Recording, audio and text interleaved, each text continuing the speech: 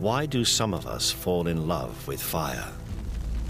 The way it moves, changes, threatens. What forms can a fascination for fire take? From an innocent curiosity for fire shared by most children.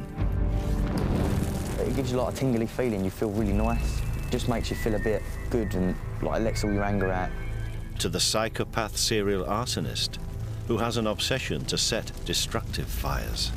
He could have set 10,000 fires in his life. It's the pleasure of the fires, the heat and the smoke and the smell, knowing it could get out of control at any time. This film journeys into the many forms of pyromania. The state of mind when one doesn't set fires for revenge or money, but for the simple love of fire itself.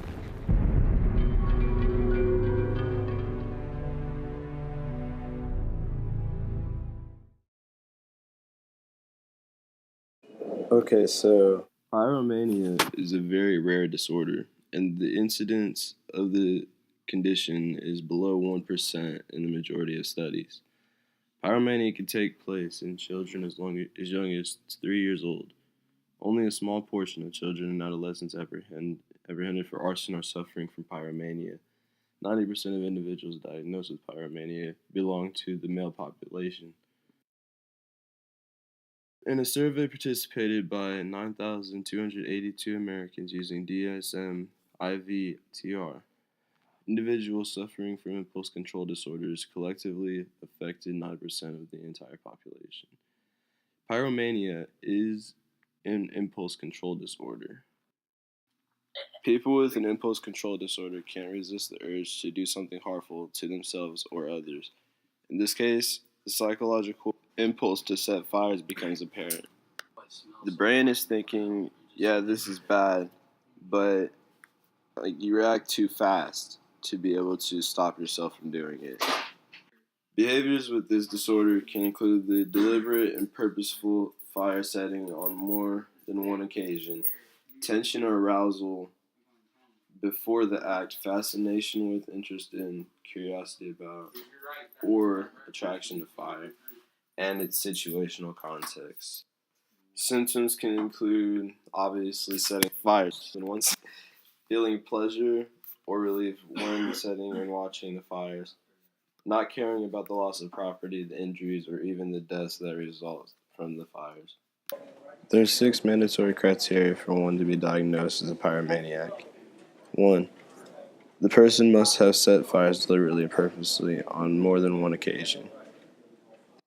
The person must have experienced feelings of tension or emotional arousal before setting the fires. The person must indicate that he or she is fascinated with, attracted to, or curious about fire and situations surrounding the fire. The person must experience relief, pleasure, or satisfaction from setting fire or witnessing or participating in the aftermath. The person does not have other motives for setting fires.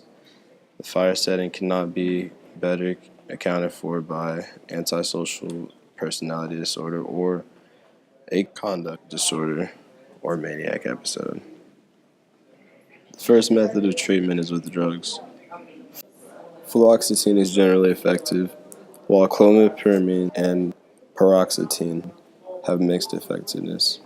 The second method is with cognitive behavioral therapy.